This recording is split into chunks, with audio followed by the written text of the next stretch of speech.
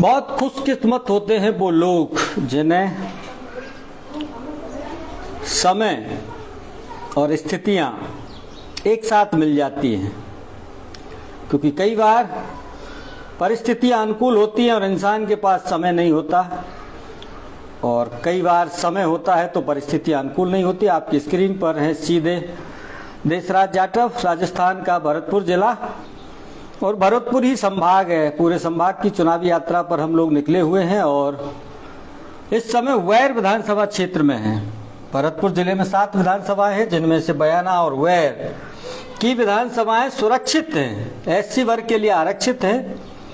Deshraj Bharatiya Janata party से symbol की मांग कर रहे हैं, पूर्व सरपंच रहे हैं। इसके साथ साथ इनकी पत्नी क्षमा वर्तमान में जिला परिषद की सदस्य है। दादी दादा सब ने पंचायती राज में प्रतिनिधित्व किया है। यही कारण है कि इनके भी मन में एक निश्चित अवधि में ही राजनीतिक उठापटक शुरू हो गई। इनसे जुड़ करके इस चर्चा को आगे बढ़ाते हैं। आपके सवाल, आपके द्वारा सामने रखे गए विषय इस चर्चा को सार्थक बनाने में हमारी मदद करेंगे। अपना बहुत छोटा सा परिचय आप लोगों के सामने देना चाहेंगे। सर्वप्रथम सभी मेरे बैर विधानसभा वासियों को, क्षेत्र वासियों को मेरी तरफ से राम राम, आपका साधुवाद। अपना परिचय दीजिए लोगों को, कहाँ तक पढ़े लिखे हैं?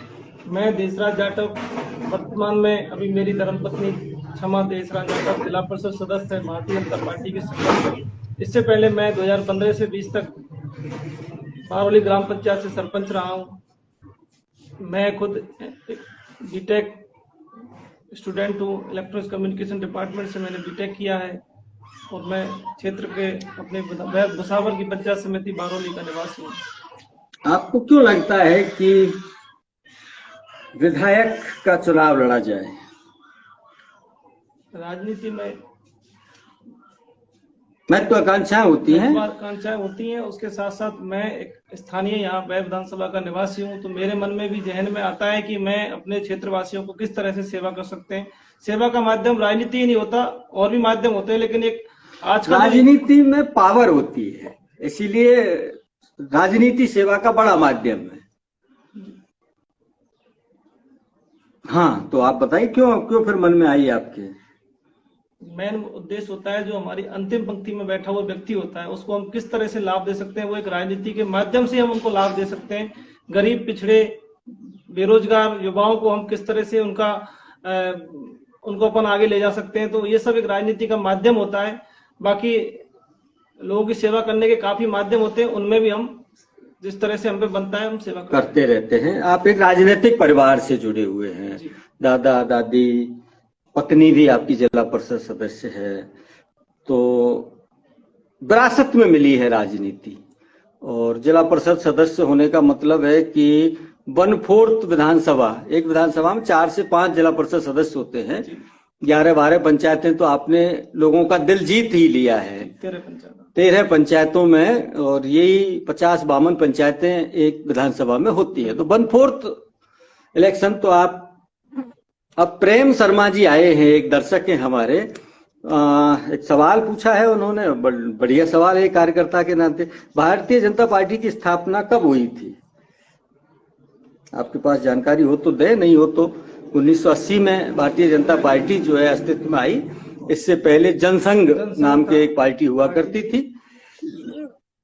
अब आप इमेजिन करो, थोड़ा सा कल्पना कीजिए, ये काल्पनिक सवाल है कि आप जयपुर गए हैं और आपके हाथ में एक बायोडाटा है, क्योंकि बायोडाटा देना पड़ता है सिर्फ टिकट मांगने के लिए, और 3-4 लोग बैठे हुए हैं, जिनमें अरुण सिंह जी हैं जो आपके राष्ट्रीय महासचिव हैं और राजस्थान के प्रभारी हैं, और सीपी जोशी जी बैठे हुए हैं, चंद्रशेखर जी जो आपके राष्ट्रीय संगठन मंत्री हैं राजस्थान के।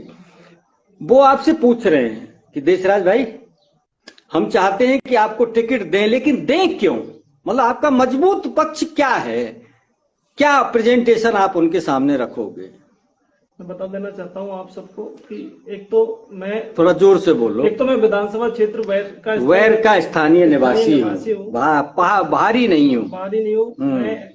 मेरा सुबह जगते तो मेरा विधानसभा क्षेत्र में निकलता है, सोते तो मेरा विधानसभा क्षेत्र में निकलता है। और जितनी मुझे एक स्थानीय होने के नाते यहाँ की जो मूलभूत आवश्यकताओं की मुझे नॉलेज है, मुझे जानकारी है, शायद मैं नहीं मानता किसी बाहरी आदमी को हो सकती है, क्योंकि मैं यहीं पला बड़ा हुआ हूँ और मैं रह भी रहा हूँ। मैं एक किसान का बेटा हूँ, तो मैं सब परिस्थितियों को जानता हूँ। और उसके साथ साथ मैं पिछले 15 साल से विगत विधानसभा क्षेत्र में सक्रिय हूँ। इससे पहले 2015 में जब मैं सरपंच चुनाव लड़ा था तो मेरी उम्र मात्र 21 साल 2 महीने थी। अच्छा। तुरंत मैंने बीटेक करके आया था, तो लोगों ने मुझे बहुत प्यार प्रेम दिया और मुझे सरपंच बनाया।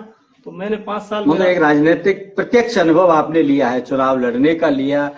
अपने सरपंच के कार्यकाल की कोई ऐसी एक उपलब्धि बताओ जो लोगों के लिए आपने लीक से हटके कोई काम किया हो। ऐसी काफी उपलब्धियां हैं। मैंने मेरे पंचायत में सबसे ज्यादा विधवाओं की पेंशन जो काम था वो मैंने खुद ने चल के उनके घर चल के उनकी पेंशन करवाई। जो वृद्धावस्था पेंशन है उसमें मैंने बहुत ज्यादा, और सबसे ज्यादा जो हमारी केंद्र की स्कीम है, अपने जो नरेगा स्कीम, उसमें मैंने हर गांव, हर करीब करीब परिवारों को जितने भी जॉब कार्ड थे उन सबको 100 दिन का रोजगार देने का काम किया।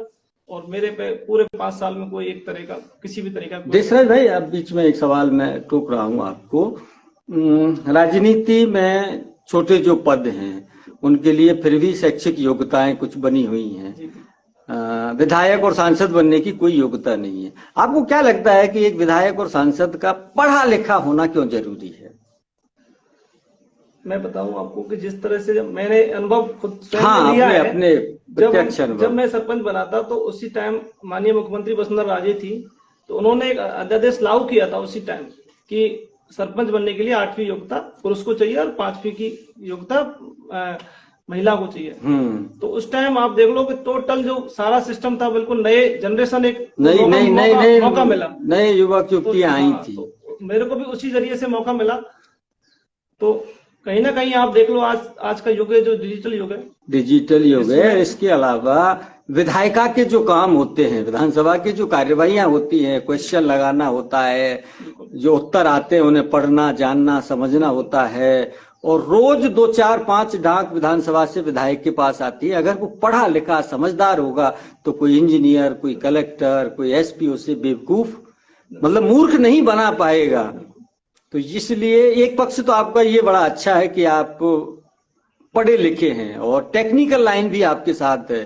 ऐसा नहीं है कि कोई इंजीनियर आए और आपको क्या बना दे, चलता कर दे, ऐसा कर सकता है क्या आपके साथ? तो ये एक मजबूत पक्ष जो है वो आपको कर रहे हैं। हेमंत बारोली हैं, वो कह रहे हैं अब की बार देशराज जाटव। और कोई थोड़ा सा आप बताएं कि पार्टी आपको क्यों ज्यादा तवज्जो दे?